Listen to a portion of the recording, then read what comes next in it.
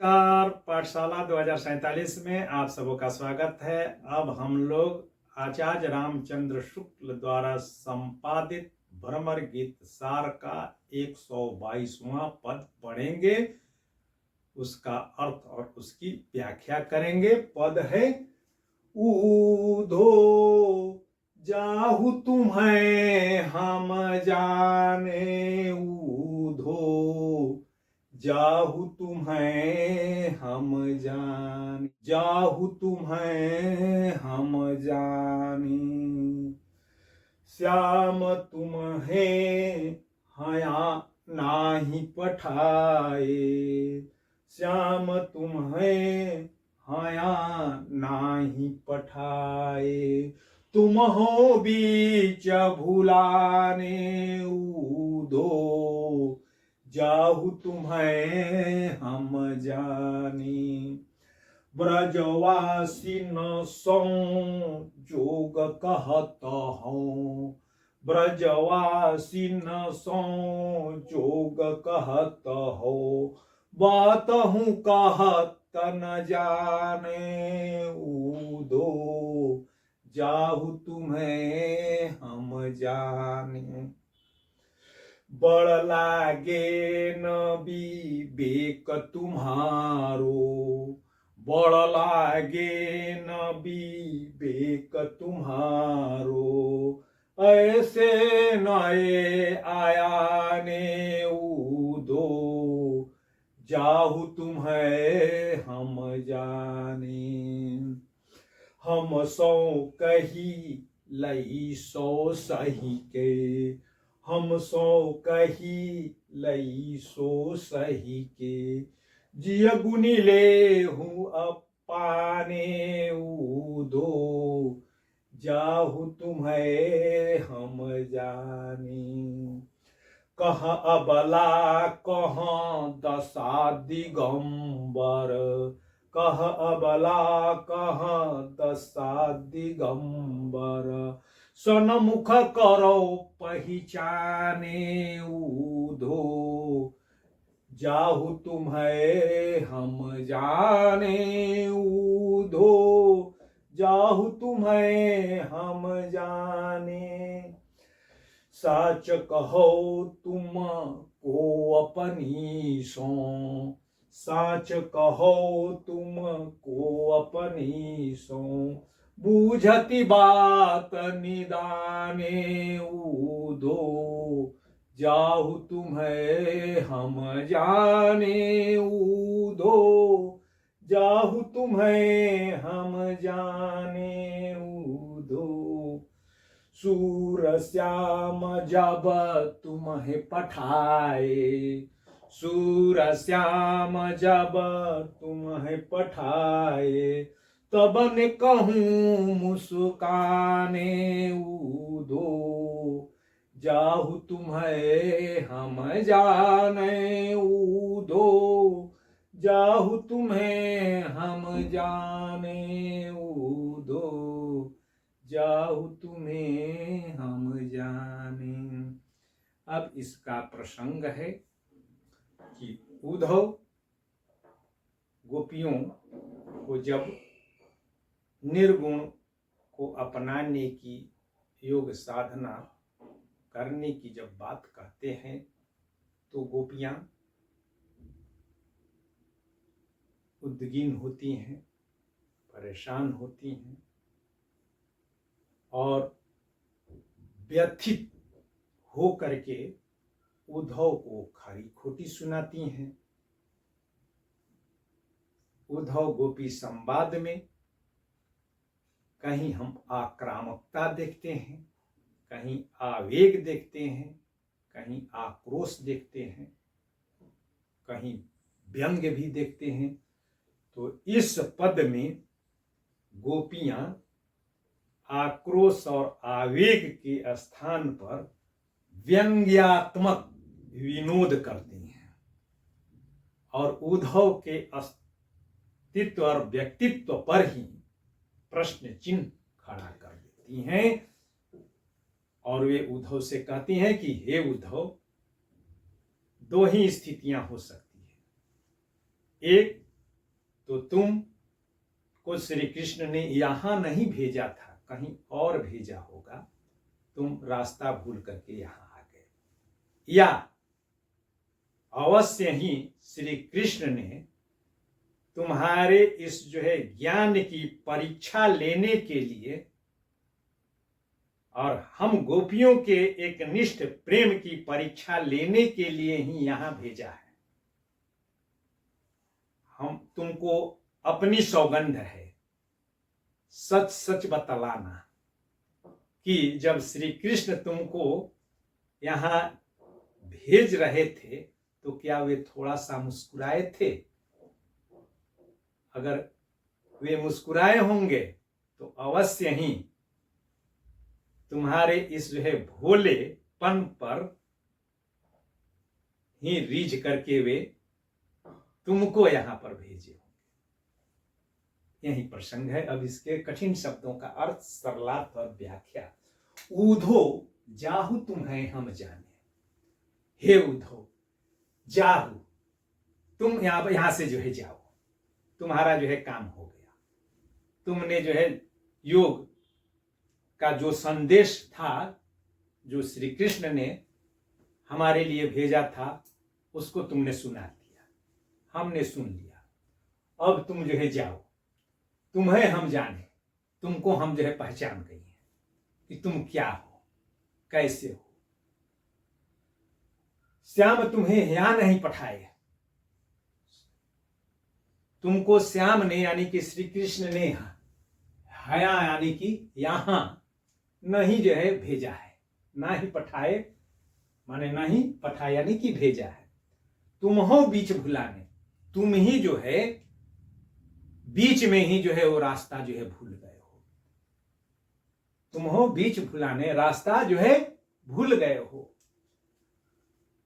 इसलिए तुम यहां आ गए हो। जाना था तुमको कहीं और, आ गए कहीं और। सुनाना था किसी और को, सुना दिए किसी और को, क्योंकि श्री कृष्ण हम लोगों के लिए, हम गोपियों के लिए या ब्रजवासियों के लिए निर्गुण और योग को अपनाने की बात तो कह ही नहीं सकते हैं। और तुम कह रहे हो कि कृष्ण ने जो है भेजा है योग का संदेश दे करके, तो अवश्य ही तुम जो है रास्ता भटक गए हो। और तुम अपने को ज्ञानी कहते हो, तुम कैसे ज्ञानी हो, या वो श्री कृष्ण जो है कैसे हम गोपियों के लिए, ब्रजवासियों के लिए योग अपनाने की जो है बात कह सकते हैं। तो ब्रजवासिन सो योग कहत हो, तुम जो है यहाँ पर आ करके हम ब्रजवासिनों से यानी कि ब्रज की गोपिकाओं, ब्रज की बालाओं से, गोपियों से योग करने की बात कहत हो, योग साधना करने की बात कहते हो। और बातों कहत न जाने, तुम कैसे ज्ञानी हो कि जो है कौन सी बात किसके पास जो है किस तरीके से जो है कही जानी है या कही जानी चाहिए, यह भी तुमको जो है जानकारी नहीं है, ज्ञात नहीं है। तुमको बात करने और कहने भी नहीं आता है। बातों कहत न जाने कि किसके सामने कैसे बात करनी चाहिए, क्या बात करनी चाहिए, यह भी तुमको जो है नहीं पता है। ऐसे नए आयाने यानी कि ऐसे नए, इस प्रकार के जो है नए आयाने, आयाने का मतलब जो है अज्ञानी, ऐसे जो है अज्ञानियों को तो हमने देखा है, मूर्ख, अनेक मूर्खों को देखा है, मगर तुम तो जो है एकदम जो है बिल्कुल जो है एक नए प्रकार के ही जो है मूर्ख हो, एक विचित्र प्रकार के जो है अज्ञानी हो। तो इसलिए बड़ा लागे न विवेक तुम्हारो, तुम जो है अपने को ज्ञानी कहते हो, मगर जो है तुम्हारी बुद्धि यानी कि तुम्हारा विवेक और ज्ञान हमको जो है बड़ा लागे न, यानी कि बड़ा नहीं लग रहा है, तुम ज्ञानी हो, ये हम मान ही नहीं पा रही हैं। तुम बड़े ज्ञानी हो ऐसा जो है लग नहीं रहा है, बड़ा लागे न, यानी कि लग नहीं रहा है कि तुम जो है ज्ञानी हो, विवेकी हो। क्यों?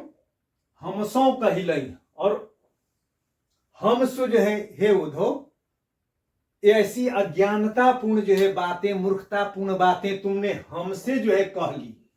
हमसो कहिलई, हमसो यानी कि हमारे से, हम गोपियों से जो है कहिलई, कह दी तुमने। सो सही के, सो हमने जो है सह के माने जो है सह ली।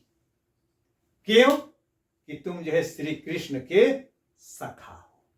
अगर कोई और होता तो इस बात को हम सह भी नहीं सकते थे।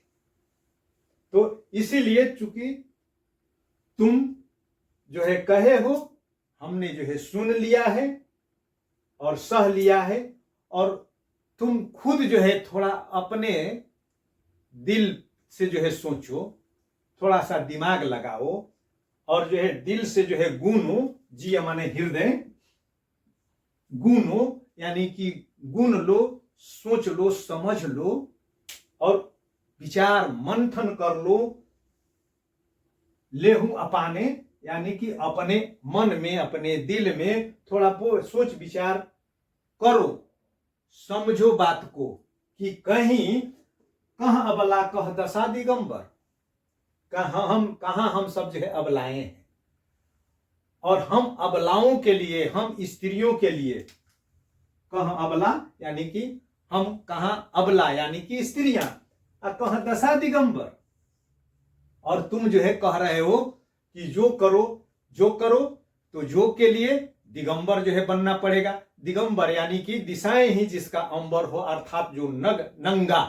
तो हम स्त्रियों को जो है तुम कह रहे हो कि जो है दिगंबर की जो है दशा अपनाओ, यानी कि नग्ना अवस्था में आ करके जो है योग करो। अरे नग्ना अवस्था में तो जो है पुरुष आ सकते हैं, पुरुष ही जो है नग्न अवस्था में जो है दिगंबरी वेश धारण करके योग साधना तप कर सकते हैं।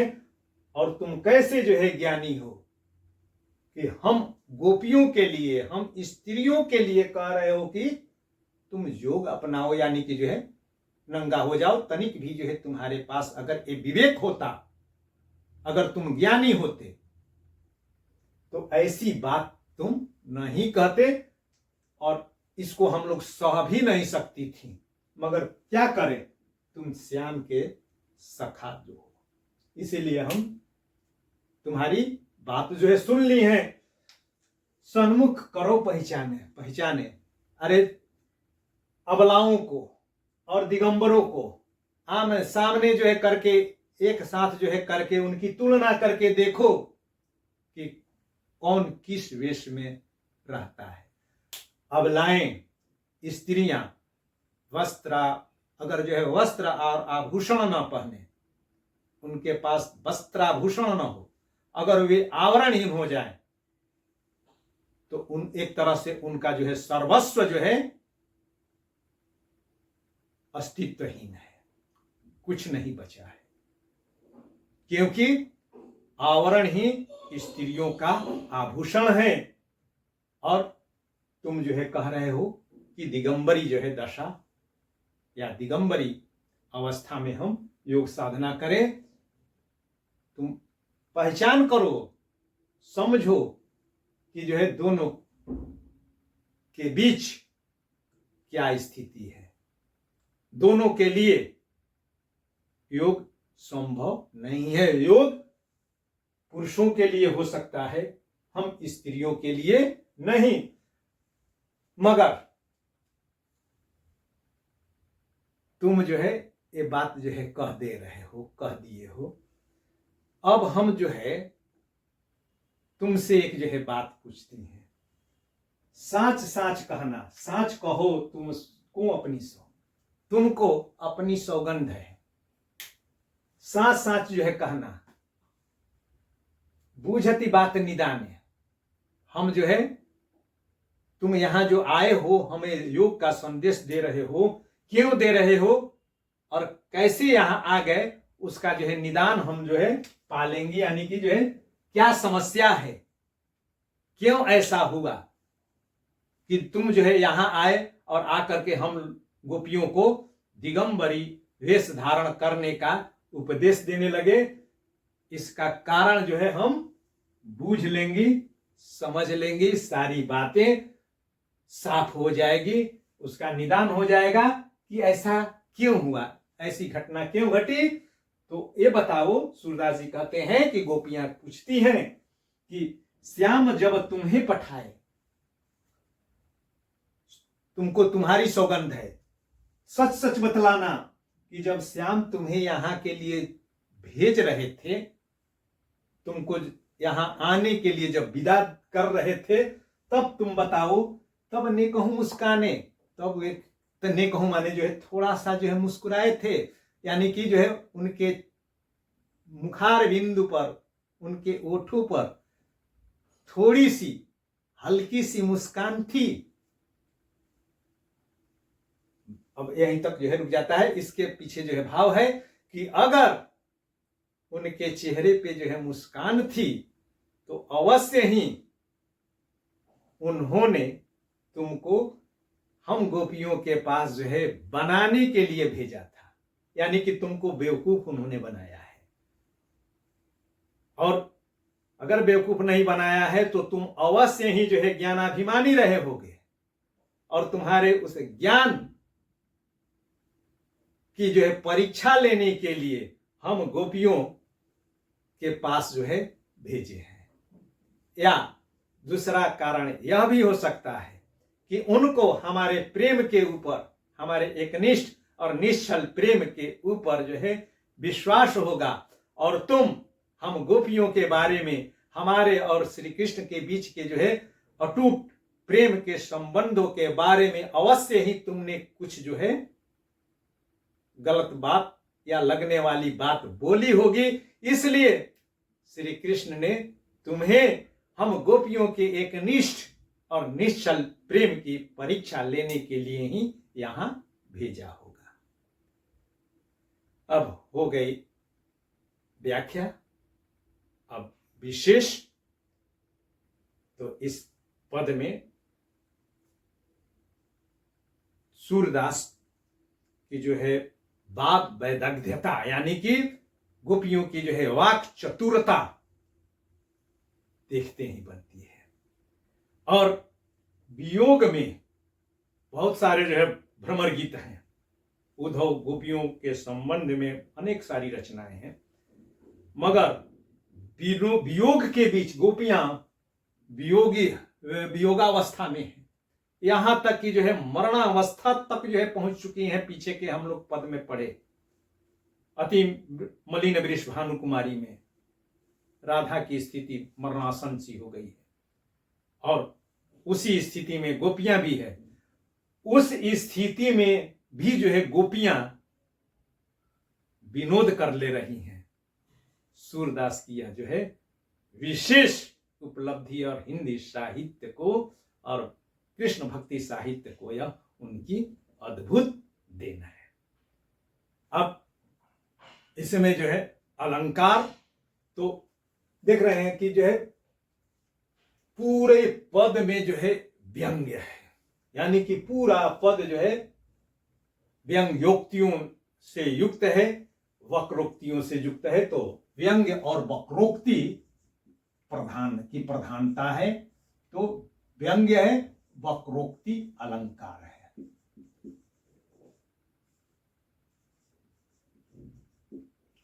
वक्रोक्ति अलंकार, और इसमें कह दशा दिगंबर, यानी कि जो है दिगंबरों की जो है दशा जो है साकार उठती है, यानी कि लुप्त है। तो इसमें रूपक अलंकार है, रूपक अलंकार है। कह दशा दिगंबर में रूपक अलंकार है, और दशा दिगंबर में द और द की आवृत्ति हुई है एक बार, तो इसलिए इसमें छेका नुप्रास, द की आवृत्ति के कारण छेका नुप्रास अलंकार है। और कह दशा दिगंबर सन्मुख करो बूझती बात में ब की आवृत्ति है, तो द और ब का द और ब इन दोनों का 2 बार प्रयोग होने के कारण इसमें छेकानुप्रास अलंकार है।